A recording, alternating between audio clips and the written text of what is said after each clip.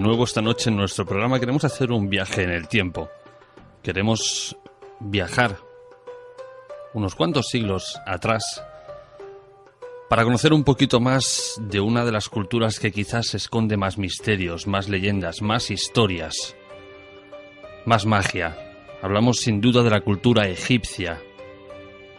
¿Y quién mejor que nuestro compañero José Luis Jiménez para hablarnos de esas construcciones magníficas como son las pirámides? Buenas noches, José Luis. Hola, Jorge, buenas noches. ¿Cómo estás? Muy bien, hombre, ¿qué tal? José Luis, quiero empezar con la primera pregunta. ¿Qué son las pirámides? Bueno, es una buena pregunta, ¿no? Porque, claro, ver esas moles, esos monumentos gigantescos y no saber exactamente para qué sirven o qué son, pues digo no saber exactamente porque la ciencia oficial o la egiptología oficial, ellos parece ser que lo tienen muy claro, ¿no? Por ejemplo, si hacemos caso a lo que nos dice la egiptología oficial, la ortodoxa, dice que las pirámides, las más famosas, las más importantes de Egipto, las que están en la meseta de Giza, que sería la que le han puesto el nombre de Keops, de Kefren y Micerino, que se corresponderían con la cuarta dinastía del antiguo Egipto, es decir, unos 2500 años antes de Cristo, o si lo trasladamos a nuestra fecha actual, serían 4500 desde ahora. Pues bien, como te digo, para la egiptología oficial son tumbas, simplemente tumbas. Así que, claro, nos encontramos aquí con unas moles, y ahora veremos la ingente cantidad de piedras, de bloques de granito que han sido necesarias para construirlas y lo que tienen para hacer simplemente una tumba, ¿no? Una tumba del faraón. Y bueno, es absurdo de entrada ya que digan que son tumbas, porque ahora analizaremos un poquito lo que contiene una pirámide. Nos tomaremos como ejemplo la más grande, la Gran Pirámide, que se llama así. Yo prefiero llamarla la Gran Pirámide que no de Keops, porque Keops fue un faraón que era el padre de Kefren y a la vez el abuelo de Micerino, es decir, que las tres grandes pirámides que actualmente están en la meseta de Giza, de Keops, Kefren y Micerino, se construyeron, de acuerdo a esta egiptología oficial, en esta cuarta dinastía y en un periodo que iría alrededor pues de 20 años cada pirámide, unos 60 años, o ponle 80 como mucho, las tres. Algo totalmente absurdo, como vamos a ver ahora. ¿Y por qué dicen que son tumbas? Pues bueno, ellos se acogen a que, por ejemplo, pues en la pirámide de Giza, la gran pirámide de Keops, han encontrado un sarcófago dentro de la gran pirámide, al margen de que el espacio que no se conoce, que aún no se ha descubierto, de cámaras que hay no sé cuántos, pero deben de haber decenas de pasadizos que aún no se conocen y de cámaras ocultas, pues solamente conocen 2 o 3 cámaras, que se le conoce con nombre de cámara del rey, cámara de la reina, cámara de la descarga, etcétera. Luego entraremos en más detalles. Y dentro de la cámara del rey hay un sarcófago que es de una sola pieza, de un bloque de granito, está sin tapa, completamente liso. Luego entraremos en más detalles, pero bueno, te avanzo con que decirte que este sarcófago, por ejemplo, las caras interiores parecen espejos, están realizados de tal manera que si lo quisiéramos hacer hoy día con este tipo de granito, que es un granito rojo fuerte, necesitaríamos pues diríamos un rayo láser, porque la dureza de este, tal como está realizado, pasaría pues como al número 11 de la escala de Mohs, y nosotros lo máximo que conocemos y que utilizamos es el diamante, que llegaría al número 6, quiero recordar, ¿no? Entonces ya nos encontramos con la primera incongruencia inconveniente. Pero bueno, ellos se acogen a que como hay un sarcófago, y digo sarcófago porque como tiene unas dimensiones rectangulares o cuadradas, que ahora te las daré, pues claro, tiene que haber sido para guardar el cuerpo de un faraón. Pero bien, vamos a coger de entrada los datos que conocemos, que cualquiera puede comprobar, que digamos que son pruebas empíricas de que eso se ha hecho así, y es cómo está construida la pirámide. Pues la Gran Pirámide de Giza, por ejemplo, actualmente tiene unos 136,86 metros de altura, pero inicialmente cuando se construyó tenía 148 metros, 208. Esa era la altura original. Ahora le falta el piramidión y diríamos una parte de la base del piramidión que es la que ya no está. Por eso tiene como unos 12 metros menos de altura. Luego, cada lado, tiene 4 lados, tiene una longitud de 232,805 metros, o sea, 232 metros, 805 milímetros. Y diríamos que se han empleado una cantidad aproximada de 2,5 millones de bloques. El peso oscila de los más pequeños de 2,5 toneladas a los mayores que llegan a tener 60 toneladas de peso.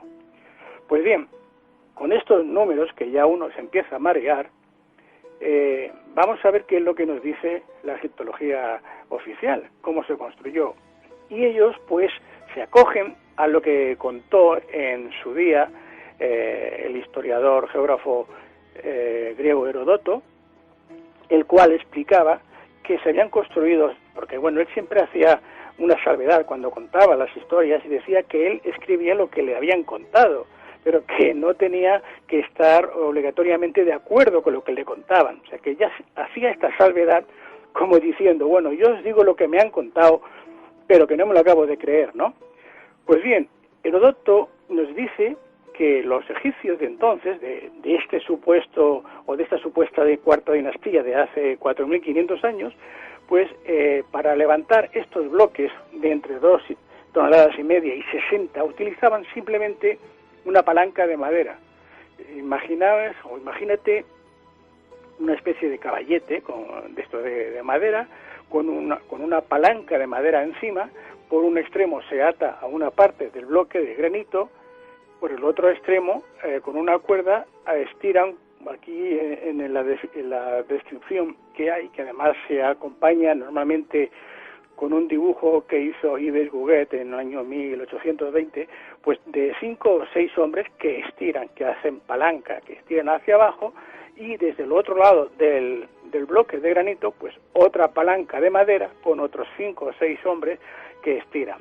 Bueno, pues se supone que con esta docena de personas, porque no hay más, cada bloque, que hemos dicho y repito, de 2,5 toneladas el más pequeño a 60 toneladas, pues lo van subiendo escalón a escalón o grada a grada hasta esta totalidad que hemos comentado de los 148 metros. Y si hacemos un cálculo así por encima, nos vamos a dar cuenta que esto es imposible. Bueno, Heródoto, además, él da datos curiosos, como por ejemplo el importe que se llegaron a gastar en la comida de los peones y los oficiales, ¿no? Aquí da una cifra de 4.600 talentos de plata de entonces, que se habían gastado en rábanos, en cebollas y en ajos, pues para el consumo de los peones y los oficiales. Porque evidentemente entonces no se pagaba con monedas, sino en este caso, pues con cebollas, ajos y rábanos. Bien, en esta construcción, como he dicho al principio, que se calcula que tardaron, según decía Heródoto, 20 años en cada pirámide, pues vamos a hacer un cálculo muy sencillo, rápido. 20 años que se supone que duró la construcción, si multiplicamos por 365 días que tiene el año, nos va a dar un total de 7.300 días. Si estos 7.300 días, vamos a suponer que trabajan 12 horas de sol a sol, porque las 24 horas pues como que es imposible, ¿no? Pero vamos a poner la mitad, 12 horas trabajando sin parar. Nos da un total de 87.600 horas. Pues bien, si ahora estos 2,5 millones de bloques de granito los dividimos por las 87.600 horas en total que habría durado esta construcción, nos sale 28,53 bloques por hora. Es decir, que cada hora habrían colocado 28,53 bloques. Si lo reducimos a minutos, como tiene 60 minutos la hora, pues nos va a salir un bloque aproximadamente cada 2 minutos. Sencillamente imposible. Por el peso que has dicho, prácticamente no, las cuentas no salen. Ni los egipcios de entonces, ni nosotros, y no sé si no viene alguna civilización más avanzada, es imposible, ¿no? Es imposible, ni con máquinas neumáticas ni con nada. O sea, con 20 años era imposible. Y bueno, y si me dice, bueno, pues han trabajado en vez de las 12 horas, 24 horas, porque más horas no tiene el día, tiene 24, es decir, que habrían equipos o grupos que se irían turnando en todo caso, pues nos daría la mitad de tiempo, es decir, que sería un bloque cada 4 minutos, como mucho, es decir, descansando, o sea que es imposible tampoco, ni cada 10 minutos, ni creo que incluso ni una hora, es imposible, porque un bloque de 2 toneladas y media, el más pequeño ya, pues necesita, y estamos hablando de que en esta época, en esta dinastía, aún no se conocía oficialmente la rueda, ni se conocía el hierro, con lo cual, con escarpas de cobre y con simplemente maderas y cuerdas, hacer estas obras es imposible, no se puede. Luego las distintas opciones que se han barajado, que algunos han llegado incluso a presentar algún tipo de maquinaria con maderas que iban subiendo una a una, lo han hecho en escala diríamos de poco peso, de gramos, y a escala pues muy pequeña, y que lo mueve con una fuerza que es la de la mano, que no es la que se necesitaría allí, pero aún así sigue siendo imposible, tampoco se puede hacer. La otra opción que han barajado algunos también, de que hubieran hecho una rampa. Bueno, pues una rampa para esta altura de los 148 metros y con una inclinación, vamos a poner de un 5%, porque hay que empujar, hay que subir eso hasta arriba, necesitarían hacer una rampa como de 2,5 kilómetros aproximadamente, lo cual nos está indicando que la propia rampa sería 3 veces mayor que la pirámide. O sea, otro absurdo, ¿no? Es decir, que la construcción de la pirámide ya es el primer enigma. ¿Cómo la construyeron? Y ahora viene quién la construyó, porque está claro que no fueron los egipcios, no por lo menos los egipcios ancestrales o los ascendientes de los que ahora conocemos. ¿Por qué digo esto? Pues porque en aquella época, vamos a decir, los habitantes de Egipto no eran los árabes que ahora conocemos. Pero antes de entrar a este detalle, quiero dar otros datos que vamos a encontrar en las pirámides, sobre todo la Gran Pirámide, que eso sí que los ha obtenido la ciencia actual, y los ha obtenido mediante una serie de mediciones y de comprobaciones científicas, todas ellas. Por ejemplo, aquí vamos a encontrar la definición de medidas absolutas y valores relativos, como por ejemplo es el metro absoluto, la densidad y la masa de la Tierra, la masa del Sol y de la Luna, y también el valor relativo al radio del polo terráqueo. Encontraremos la definición del valor correspondiente al codo sagrado o piramidal, que es el que se utiliza en la construcción precisamente de la pirámide y que se correspondería a la 10.000.000ª parte del radio polar, y cuyo valor equivaldría aproximadamente a 0,635660 metros. Esta es la utilización constante que se indica en este codo piramidal. O también se utiliza el valor que se conoce como pulgadas piramidales, y esto es un valor ya mucho más reducido, es de 5,4264 milímetros. Pues bien, estos valores están relacionados con los distintos datos que aportan en la pirámide, y que además nos van a indicar también datos astronómicos sobre el tiempo en la Tierra. Por ejemplo, la duración del año, o el año bisiesto, la longitud de la órbita y duración de la misma alrededor del Sol, de la Tierra, etcétera, y bueno, también algunos datos relativos a su densidad. En la pirámide, la Gran Pirámide, vamos a encontrar el valor de la fuerza de aceleración gravitatoria en los polos y el ecuador. Es decir, estos valores serían correspondientes a la fecha de construcción de la Gran Pirámide, que si los comparamos con los valores actuales, nos estaría indicando el tiempo transcurrido desde su construcción hasta la época actual. También vamos a encontrar en estos datos de la Gran Pirámide la localización geográfica de los puntos cardinales. Sabemos que está orientada perfectamente al norte, hay pocos grados, porque ha ido cambiando el polo norte, no la pirámide. O sea, que la pirámide en su momento, cuando se construyó, estaba marcando perfectamente el polo norte. Aquí tengo yo una pregunta, José Luis, aunque parezca un poquito absurda. Si la pirámide, digamos, por todos los lados es igual, ¿cómo sabemos hacia dónde está orientada? Bueno, vamos a ver.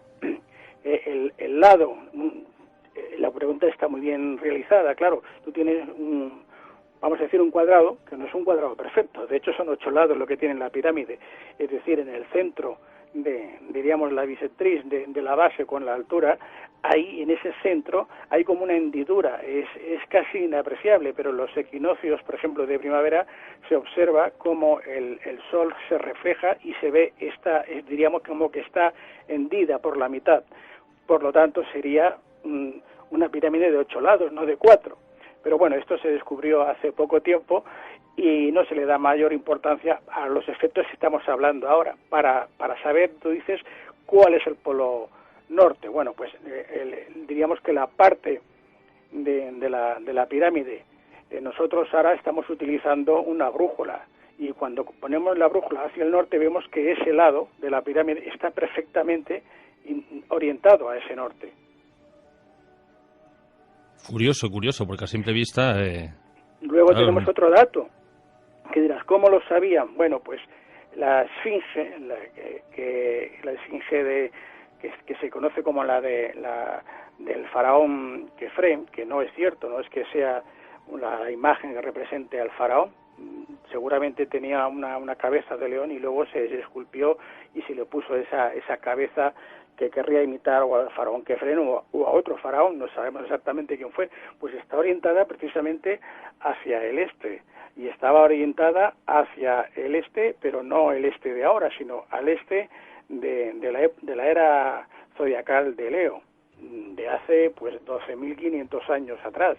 Porque aquí en esta meseta de Giza, no solamente las pirámides, sino que también la esfinge, por ejemplo, nos está facilitando una serie de información tremenda sobre el pasado de la humanidad, sobre quién hizo aquello, cómo lo construyó. Y han habido varios investigadores que han demostrado con todas las pruebas que han llevado a cabo de que efectivamente la construcción, en este caso de la esfinge, se produjo en esa fecha, porque hay unas marcas de agua encima de la esfinge que se tuvieron, diríamos, de arriba a abajo, que tuvo que producirse en una época en la que había mucha lluvia, en la que llovió mucho en aquella zona, y estamos hablando de una zona que ahora es desierta, es desértica. ¿Cuándo habían lluvias constantes, torrenciales, para producir esas estrellas? Pues hace 10.500 años antes de Cristo, hace 12.500 años.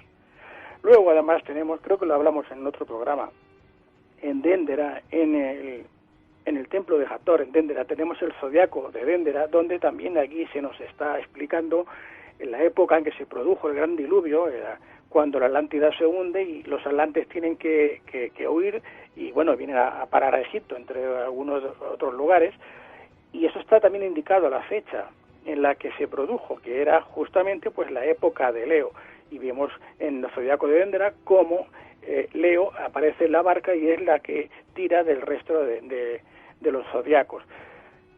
Hay varios datos, hay ya, como te he dicho antes, tenemos varias evidencias, no una ni dos, varias evidencias que nos están mostrando y demostrando continuamente la fecha en que se produjo la construcción de las pirámides, la construcción de la esfinge y el zodiaco de Déndera. Claro, pero esto la historia oficial, o en este caso la egiptología oficial, no lo quiere admitir por varias razones. La primera de ellas, que la comentamos en el otro programa, es porque la Iglesia de entonces, y bueno, hoy día tampoco es que se da mucho, pues no admitía que se datase nada con una fecha anterior a 6.000 años antes de ahora, es decir, a 4.000 años antes de Cristo. ¿Por qué? Pues porque según la Biblia, Dios creó el mundo 4.000 años antes de Cristo. Y claro, antes o después de 5.000 años de ahora o 4.000 años antes de Cristo, tampoco podía haber ningún hombre, porque según la Biblia, Dios creó a Adán pues 4.000 años antes de Cristo. Es decir, que cuando un científico, como ocurrió en París en el año 1822, que hubieron 3 grupos y ya los comentamos, expusieron este descubrimiento de Egipto, del zodiaco de Dendera, de las fechas, de la datación real en la que estaban diciendo aquellos constructores que se había producido el gran diluvio, la hecatombe, el hundimiento de la Atlántida y que huyeron hasta Egipto y todo lo demás, como eran 10.000 años, 10.500 años antes de Cristo, no se podía aceptar. Y bueno, y en este caso fue el obispo de París, Monsieur Afré creo que era, el que los amenazó con la excomunión y bueno, con una serie de prejuicios que al final el propio Champollion tuvo que dedicarse a retirar el libro personalmente de varias librerías y pedir perdón a los católicos por haber dicho en su libro que aquello tenía más de 10.000 años de antigüedad. Curioso. Claro, esto es lo que hasta ahora porque ya tenemos información a través de Internet, a través de que, sobre todo a partir de la imprenta y de que la comunicación es más fluida, pues es más difícil mantener a la gente en la ignorancia, manipularles y engañarles. Ahora es más difícil, pero aún así cuesta. Tú dices todo esto que estamos comentando de esta antigüedad, que las pirámides y la esfinge, pues que tiene como mínimo 12.500 años de antigüedad, digo como mínimo, pues seguramente es mucho más, pero y te miran raro y les dices, y bueno, te dicen que es que aquello se construyó para que sea una tumba de un faraón.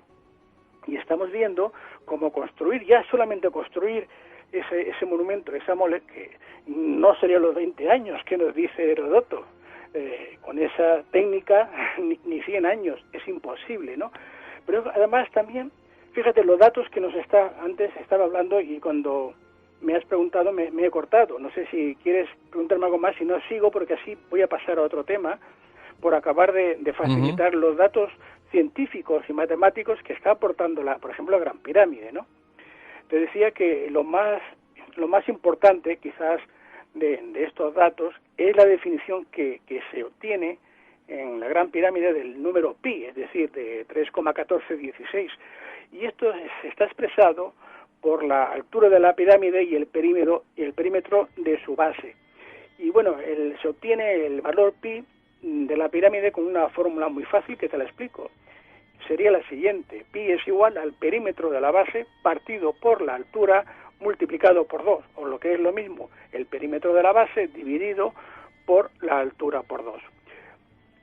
Aquí el lado de la base hemos dicho antes que eran 232 metros, 805 milímetros, ¿de acuerdo?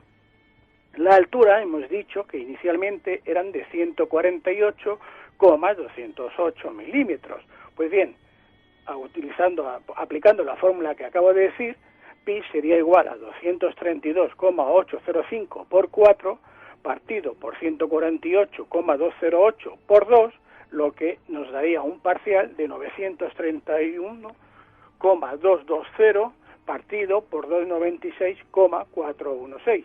Y el resultado es 3,14159.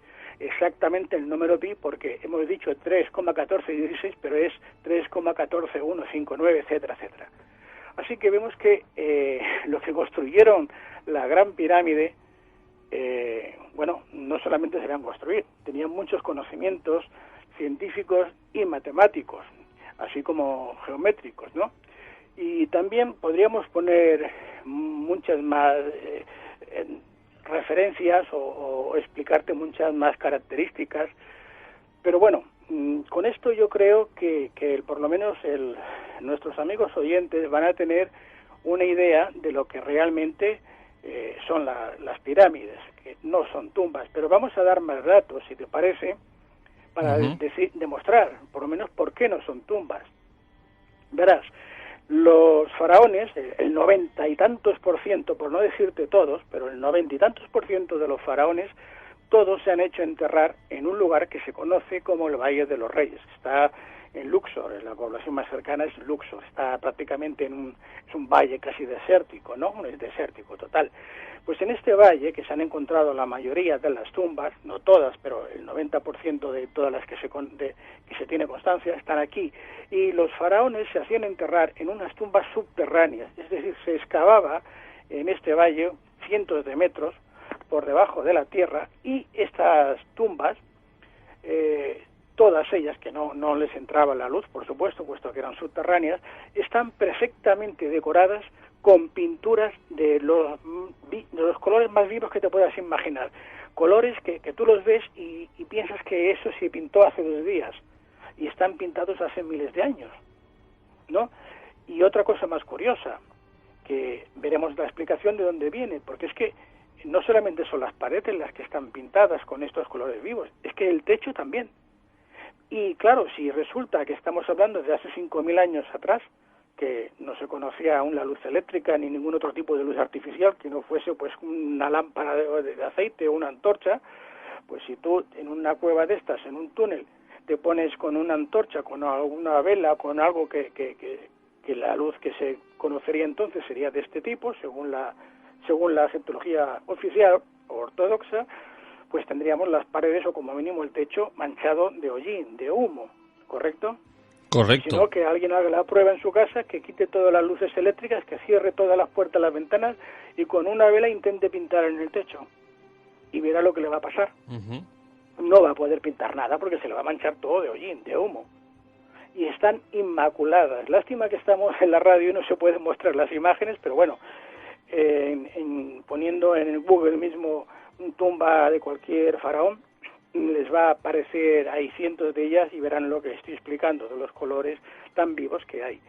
Pues bien, esto es lo que vamos a encontrar en cualquier tumba del Valle de los Reyes, y bueno, ya no hablemos pues de la famosa tumba de Tutankamón. Tutankamón, aunque es muy famoso, no era uno de los faraones más importantes ni más relevantes del Antiguo Egipto. De hecho, fue de los que duró menos tiempo, o que reinó menos tiempo. Creo que murió con 18, 19 años, muy jovencito. Pero en cambio, la tumba de este faraón, en la que descubrió Howard Carter, estaba intacta, no había sido profanada, como la mayoría de tumbas, por lo que se encontró todo su ajuar, se encontró el sarcófago donde estaba introducido con los 3 sarcófagos, que no era solo uno, eran 3, era el primero que era de oro macizo,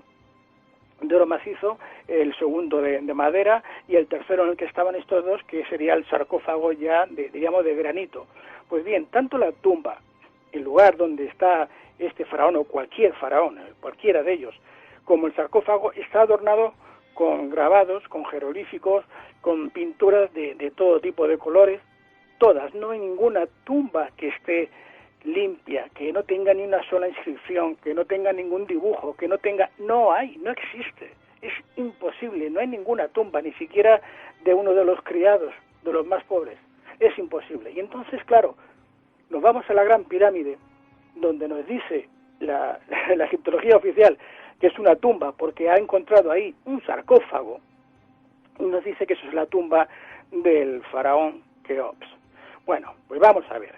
En primer lugar, esta cámara del rey, que así la llaman, es una planta rectangular de losas de granito con paredes formadas por 5 hileras de piedra y los techos, y las paredes, todas paredes y el techo están perfectamente lisas, sin ningún tipo de decoración. Para que veamos, tengamos una idea, las dimensiones son de 10,481 metros de largo, 5,235 metros de ancho y 5,858 metros de alto.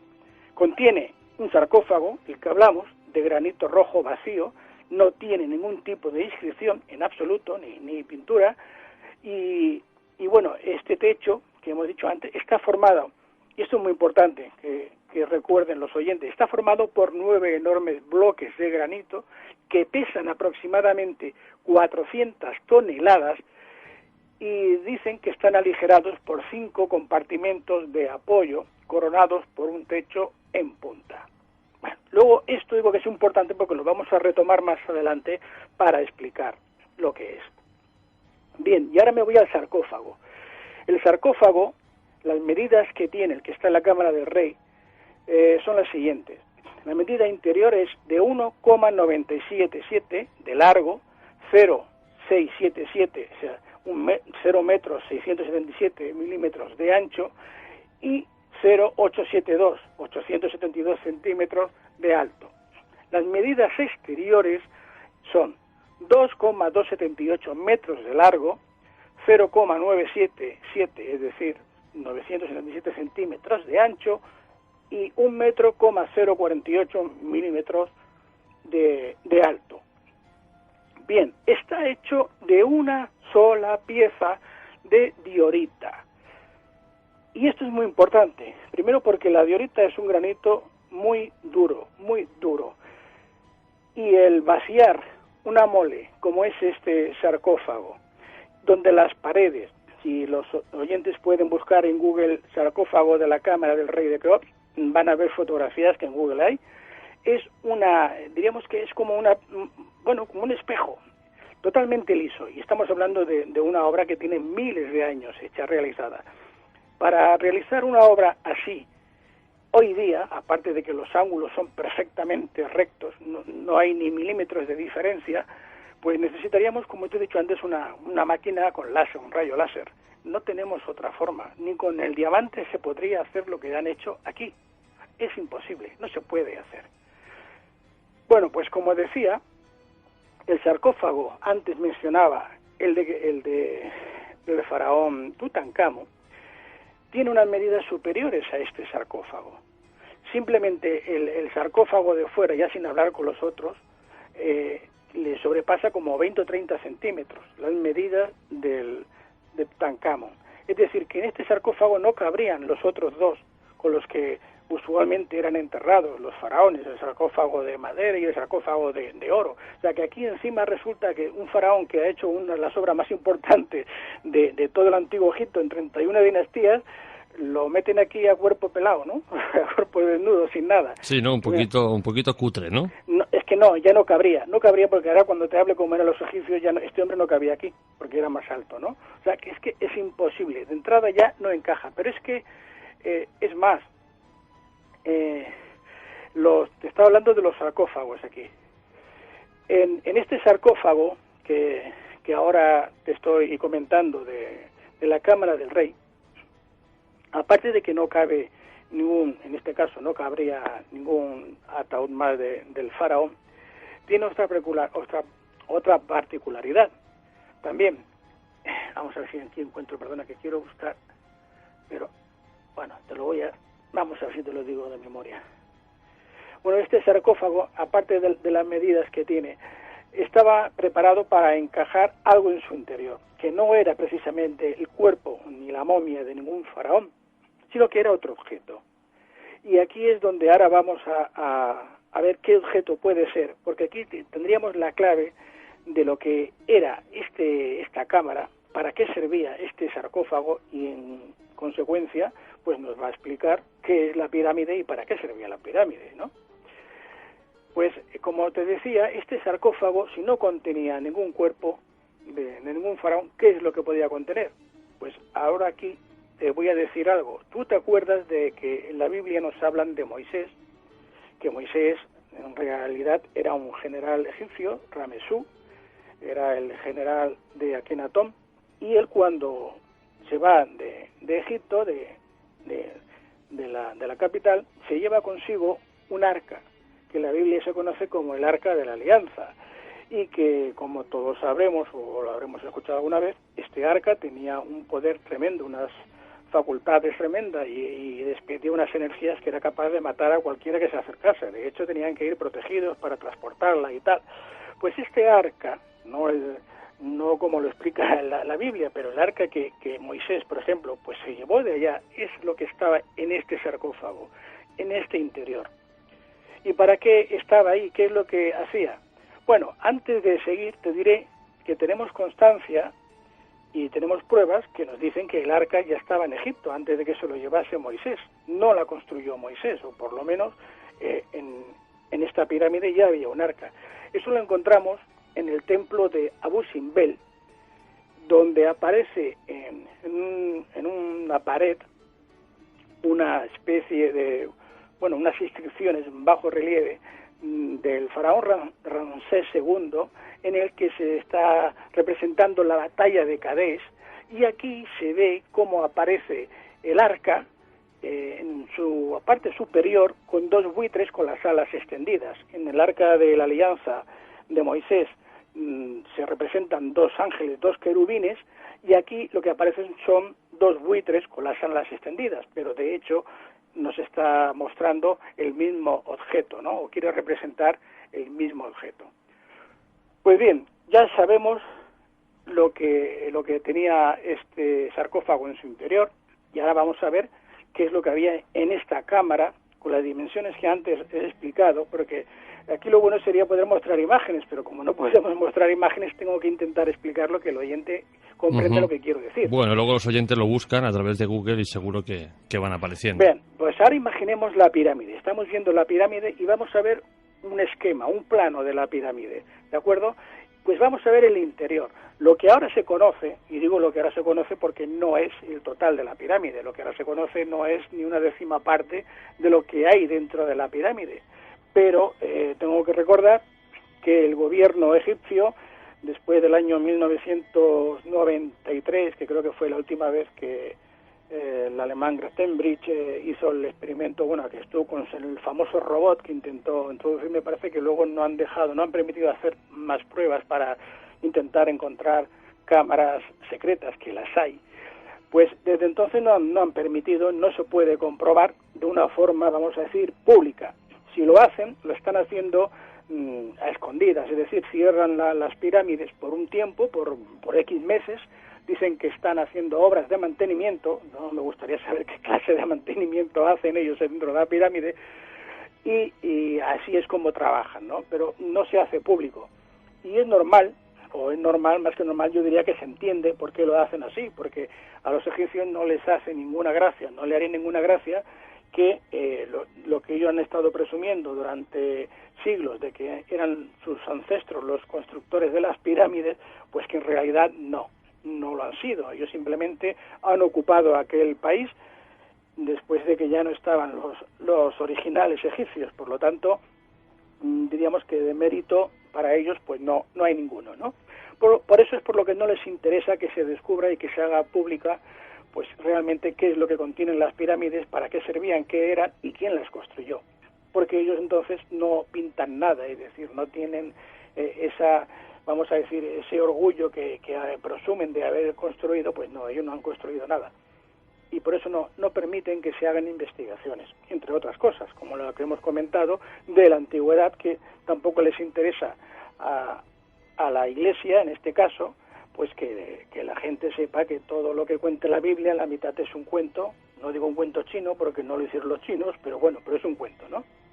Curioso. Bien, imaginemos ahora a la pirámide. Tenemos la pirámide y estamos viéndola como si tuviéramos un aparato rayos X y vemos su interior. Y estamos en la cámara del rey.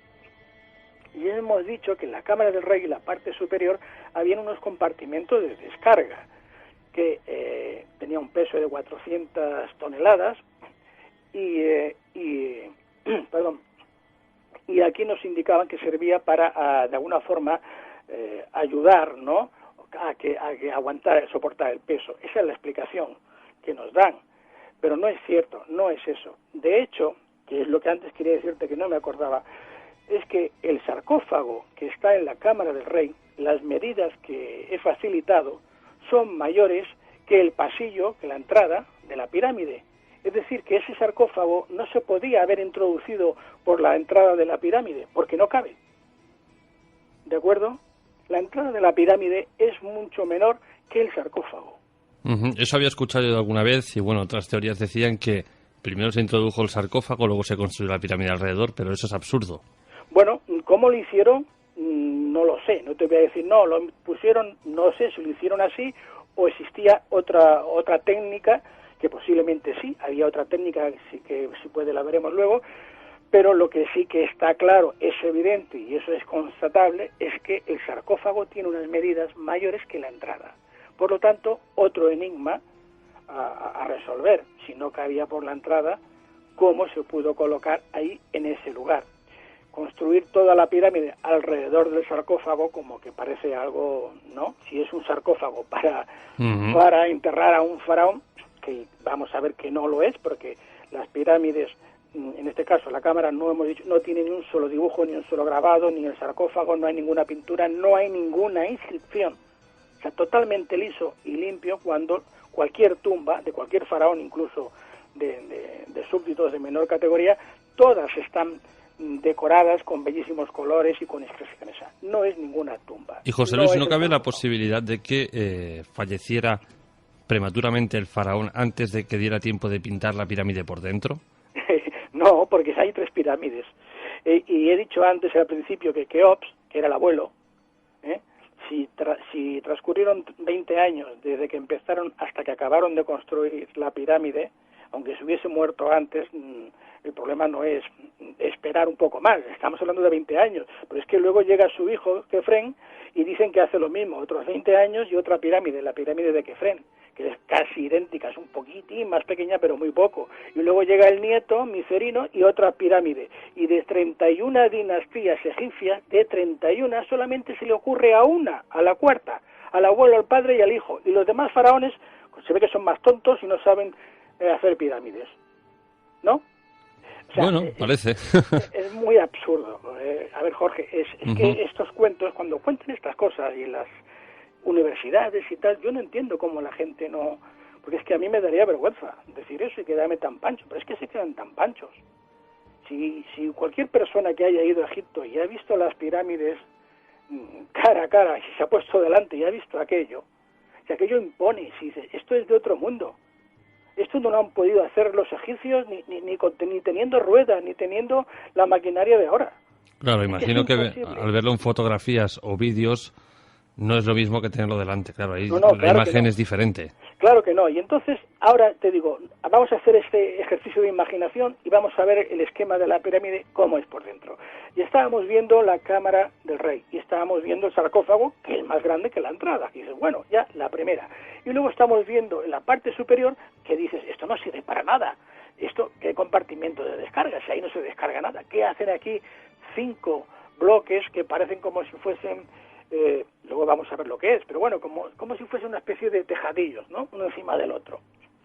Pues eso tiene una función muy importante. Y tiene una función muy importante en el momento en que vamos ahora a, aunque sea una teoría, vamos a teorizar que la pirámide pues fuese un gran generador o una gran planta de energía. ¿Y cómo funcionaría? Pues bien, hemos dicho que el sarcófago tendría este arca que nosotros conocemos como de la Alianza, este arca a través de estos compartimentos de descarga, que en sí lo que están representando, y aquí ya tomo la teoría de un investigador y arqueólogo italiano llamado Mario Pincherle. Este hombre nació en 1919 y falleció hace 5 años, en el 2012. Este hombre, de acuerdo a esta estructura que estamos comentando, él decía que la Gran Pirámide mostraba en la parte superior lo que es en la cámara del rey, la recámara de descarga. Esto estaba representando lo que se conoce como el pilar de Deyet o Set. Pilar de Deyet es, no sé si los oyentes conocen un poco, y si no yo les explico, que pueden poner en Google también, es D de Dinamarca, Y, E de España y D de dedo, o también lo encontrarán por el nombre de Z, E de España y D de dedo, se puede encontrar por los dos nombres. Verán que esto tiene una forma, como he dicho antes, como si fuese esas casas japonesas, ¿no?, de varios pisos, que arriba hay como un tejadillo y hay como 3, 4, 5 plantas, por decirlo así, separadas, ¿no? Estos están sobre 2 pilares dentro de la cámara del rey. No están apoyados en las paredes, en ningún otro lado. Y si buscamos esta imagen que en Egipto se conoce como Deyet o Set, veremos que tiene una forma como si fuese un cilindro, parecido casi a un tornillo, y como si recordamos es la ficha de ajedrez, la reina, que tiene como esos gorros, esos sombreros, pues veríamos que tiene como 4 aros alrededor. Esta sería la forma que tiene este pilar de Deyet o Set. Pues bien, el Set es semejante a la bobina que inventó Nikola Tesla, y que al ser conectado, en este caso con el arca existente en el sarcófago, hace las funciones de un condensador que al estar en conexión con el piramidón produce energía libre a partir de la diferencia de potencial entre la Tierra y la ionosfera, de acuerdo a la estructura de la pirámide. Bueno, el piramidón, que lo he mencionado ahora y antes no he hablado, he dicho que faltaba el piramidón, era la parte más, la punta, por decirlo así, de la pirámide, que estaba realizado de un material que hablamos en otro programa que se llamaba oricalco. El oricalco, que como recordarás, hasta el 2004, que se encontró un pecio hundido en una isla cercana a Sicilia, pues decían también que no existía, que era una alegoría de Platón cuando hablaba de la Atlántida. Bueno, ahora encontramos este pecio con 39 lingotes de oricalco y se tuvieron que comer las palabras. Pues aquí también nos dijo Platón que el piramidón de esta pirámide estaba hecho de oricalco. Y este es un material que en la Atlántida era muy valorado. Después del oro era lo que tenía más valor.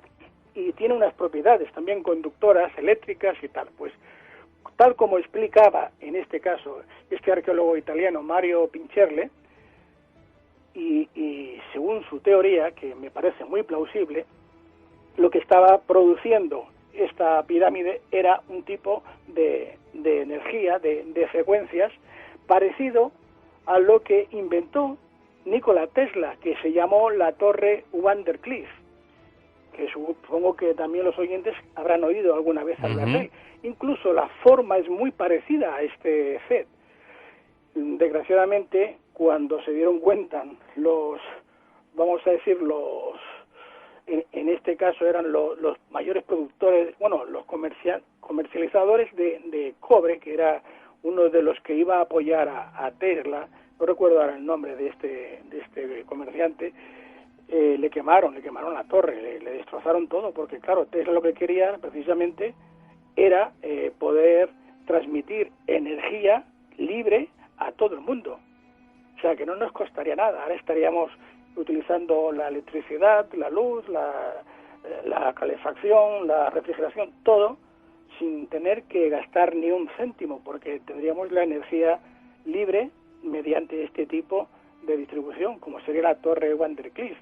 Y esto hace poco tiempo que se descubrió también, y fue también gracias a Tesla, que fue el primero en trabajar con ello, y me hago referencia en este caso a lo que se conoce como la resonancia Schumann. La resonancia Schumann se descubre en el año 1952, hace muy poco, y la descubrió precisamente el físico alemán Winfried Schumann. Y vamos a decir que esta resonancia es un conjunto de picos en la banda que se llama LF, que sería frecuencia, diríamos, extremadamente baja del espectro electromagnético de la Tierra. Pues bien, Nikola Tesla, él ya fue el primero en observarla, y esta fue la base de su esquema para la transmisión de energía y comunicaciones inalámbricas. Esto es lo que hacía, de una forma similar, evidentemente, la pirámide. La pirámide emitía esa energía y que mediante la resonancia Schumann se iba, diríamos, distribuyendo por el resto del planeta. Esta era la función y esta era, diríamos, el motivo por que las pirámides tuviesen esa cámara del rey, en este caso, la llamamos del rey porque es el nombre que le dan oficialmente, que es donde se produciría mediante este sarcófago que contenía el arca y con conexión con el FED y el piramidón se proyectaba esta energía. Esta es una teoría, evidentemente, es una hipótesis, pero es la más científica que, por lo menos que yo conozco, la que me parece más plausible y que explica muchas cosas. Esto explicaría por qué, por ejemplo, cuando antes estábamos hablando de las tumbas que hay pues en el Valle de los Reyes o en otros templos donde no llegaba la luz, pues vemos esos dibujos maravillosos con todos esos colores en el techo y en las paredes, que están a cientos de metros de la superficie, pues inmaculados, sin una sola mancha, claro, porque es que ellos utilizaban la electricidad. Y claro, ¿y dónde tenemos ahora pruebas de la electricidad? Pues nos vamos otra vez a Dendera. Y en el templo de Dendera, de Hathor, aquí tenemos también la representación de una especie de bombilla, con unos filamentos muy largos, donde vemos que están conectados a una especie de generador y, casualidades, este generador es el mismo que vemos representado en la pirámide. Es decir, que en distintos lugares de Egipto y en templos vamos a encontrar este Set o Seyet que representa esa energía. De hecho, en varios papiros y en jeroglíficos se utiliza el Set o Seyet para representar la energía. Y la energía, cuando el Seyet está, diríamos, en vertical, está representando que la energía está viva, que aquello vive, que tiene energía. Y cuando lo representaban tumbado, estirado, horizontal, estaba indicando que aquello estaba muerto, que ya no tenía vida, que no tenía energía. Pues aquí en el templo de Ator en Dendera tenemos también estas bombillas, estos filamentos, que bueno, que la egiptología oficial pues quiere decir que son, pues no sabe, pero bueno, como que si son serpientes que están ahí metidas en un tubo, o algunos hasta decían que eran berenjenas, o vete a saber, cualquier tontería, para no decir, pues no sabemos lo que es y no queremos admitir que en Egipto pues ya tenía una tecnología mucho más avanzada a la nuestra hace pues 14 o 15 mil años, ¿no? José Luis, esa es la realidad. Para ir terminando, una pregunta. En este caso, ¿para qué utilizarían la energía los egipcios? Bueno, como te he dicho, la energía se utiliza para todo. Pero no existían bombillas en aquellos tiempos como las conocemos. Estoy diciendo que en Dendera, si vamos a ver, yo es que yo en YouTube tengo un programa que lo muestro, ¿no? Pero si quieren buscar en YouTube mi nombre y buscan Egipto, por ejemplo, o Historia Ignorada, cuando hablo de las pirámides, aquí las muestro, las fotografías, pero si no en Google, con que pongan bombillas de Ator o bombillas en Egipto, que pongan bombillas simplemente en el templo de Ator en Egipto o en Dendera, y les va a salir, si no uno u otro les va a salir, porque esto es muy conocido, quiere decir que no es algo raro que no se conozca, y verán la fotografía, y como dice el refrán, una imagen vale más que 1000 palabras. Aquí en este grabado de la pared se observa, se ven dos bombillas, salen unos cables de cada una de ellas que van directamente a una especie diríamos, de transformador, que sería este Seyet que estamos hablando, y esto es lo que se utilizaba, por ejemplo, pues para iluminar tanto en las tumbas como en edificios, como en donde fuera. O sea, que ellos ya utilizaban la energía. De hecho, se han encontrado, la pila de Bagdad, que es algo mucho más rudimentario, ya nos demuestra de que en Sumeria, en Mesopotamia, ya utilizaban también la energía, ¿no? Eso no se puede negar, puesto que conocían ese principio químico y lo utilizaban. Tengo la imagen precisamente aquí en pantalla de la bombilla de Dendera o la lámpara de Dendera, y realmente es curiosa, pero ¿físicamente se ha encontrado alguna? No, físicamente que yo sepa, no. Digo que yo sepa porque el hecho de hacer público estos descubrimientos, como he dicho antes, en principio perjudica a estas universidades oficiales de Egipto, ¿no? De que ellos quieren tener la última palabra y decidir lo que es y lo que no es, que son la egiptología ortodoxa. Entonces, si muestran el descubrimiento de una de estas bombillas físicas, todo lo demás que han contado ya no sirve, porque se demuestra que es falso, que es mentira, ¿entiendes?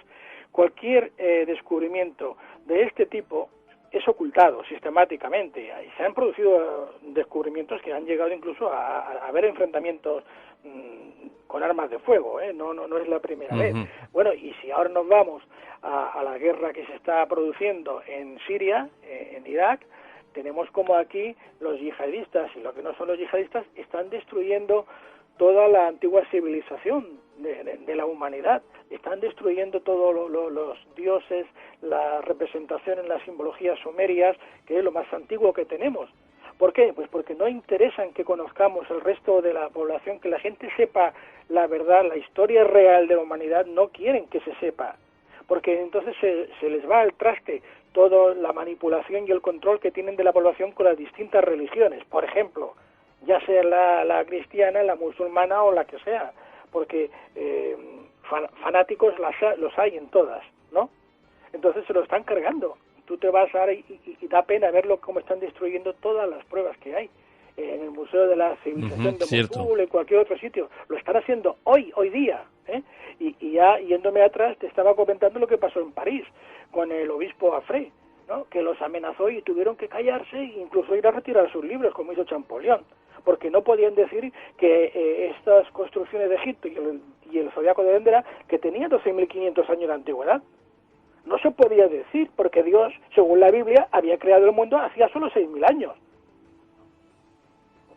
Esto puede parecer que es una broma para reír, pero no es para reírse, porque podemos hablar también recientemente, no es tan lejos, pues en la época de Galileo Galilei o de Giordano Bruno, que lo quemaron vivo en la plaza de Roma con sus libros, por decir que habían más planetas como la Tierra con animales y seres inteligentes, y que el Sol era una estrella. Ahí lo tuvieron 8 años encerrado, y cuando ya se le ocurrió decir que Jesucristo no era Dios, lo quemaron vivo allá. Entonces, eso es lo que ha ocurrido hasta ahora, y el que se piense que porque ahora no nos quemen en la hoguera a muchos ya no hay Inquisición, se equivocan. La siguen empleando y practicando de otra manera, pero muy eficiente también. Hay mucha restricción, pero bueno, se supone, o así nos hacen creer, ¿no?, que con los tiempos que vivimos, pues la libertad de expresión es precisamente eso, libre, y que podríamos contar todo este tipo de cosas, pero bueno, al parecer que no. Depende de lo que tú puedes contar muchas cosas. Por ejemplo, mira, yo tengo comprobado y hablo por mí, ya no hablo por otros, hablo por mí. Yo puedo escribir un libro diciendo que hay curas pederastas, que hay obispos y cardenales que tienen un lobby gay en el Vaticano, que tal, que hay otros en el Vaticano que se dedican como lo del Banco Ambrosiano, tal, y no pasa nada. Todo eso se acepta y se admite. Pero tú presentas un libro demostrando que Jesús era un hombre que se casó con María Magdalena, que tuvieron descendencia, y bueno, si pueden te queman, pero como no te pueden quemar así a las buenas, te fastidian todo lo que pueden y más, porque eso es tabú. Tú verás muchos programas en televisión de todo esto, lo que tú quieras, pero tú no verás que allí permitan que vaya una persona, porque me ha pasado a mí, con fotografías y documentos a demostrar lo que acabo de decir, dicen, no, eso no se puede tocar. Y me lo han dicho personas muy famosas que si me están escuchando, que saben que digo la verdad, que me han llamado y me han dicho, yo no puedo ir a ese programa porque me cierran el periódico, la revista o tal, José Luis, y me mandan a mí. Y cuando llegan, no, tú no, porque, hostia, es que, claro, lo tuyo son pruebas, que lo de Dan Brown era una novela, pero lo tuyo no es una novela. Digo, claro, yo estoy demostrando lo que digo. Pues eso no se puede. Hay tabús hoy día que no se pueden tocar. Y este es uno. Hay otros más. Pero este es uno, porque tú dices, es absurdo, pero si eso no afecta a la fe de las personas, una persona puede tener fe en tal, y al contrario, ¿no? Porque yo digo, bueno, si Jesús resulta que era un hombre que llegó a hacer todo lo que hizo, pues a mí eso me estimula más, porque yo quiero imitar en hacer lo que hizo, no al revés. No decir, hombre, ¿yo cómo voy a hacer lo que hizo un Dios? Yo no soy Dios, yo no puedo hacer lo que hizo un Dios. Pero si lo hizo un hombre, ya la cosa cambia, ¿no? Pues claro, en vez de verlo así, pues no, quieren seguir con la manipulación, con la mentira, porque bueno, les ha ido muy bien durante 2000 años. José Luis, para terminar ya, ¿realmente crees que algún día se sabrá la verdad del todo? Bueno, si no la verdad del todo, por lo menos gran parte de la verdad sí, porque en eso estamos algunos, no muchos, pero algunos estamos en busca de la verdad y creemos que lo que es más importante, por lo menos en la vida para mí, es vivir con la verdad y no vivir en la mentira. Puedes vivir muy cómodamente, pero rodeado de mentiras y en la mentira, y yo creo que vivir la vida así, pues no tiene mucho sentido, ¿no? Así que tengo confianza que si no la verdad al 100%, por lo menos gran parte de la verdad, pues se pueda llegar a conocer. Bueno, y mientras sigan habiendo personas como tú que se empeñen en mostrarla y abrirle un poquito más a los ojos a la gente, pues la gente tampoco es tonta y va cogiendo de aquí y de allí y poco a poco se va dando cuenta de lo que hay realmente. Sí, esperemos que por lo menos esa es la confianza, ¿no?, que tenemos los que nos dedicamos a esto con ganas de eso, de revelar la verdad, de que poco a poco pues la gente vaya tomando conciencia de todo, ¿no?, de lo que realmente es importante, de lo que realmente es verdad y de lo que no vale la pena perder el tiempo. Exactamente. José Luis, ha sido un placer que hayas pasado esta noche por nuestro programa para hablarnos de las pirámides y todo lo que se esconde detrás de ellas. Pues el placer ha sido mío, Jorge, y bueno, como siempre, a tu disposición y a la de nuestros oyentes. Pues un abrazo, amigo. Buenas noches. Un abrazo.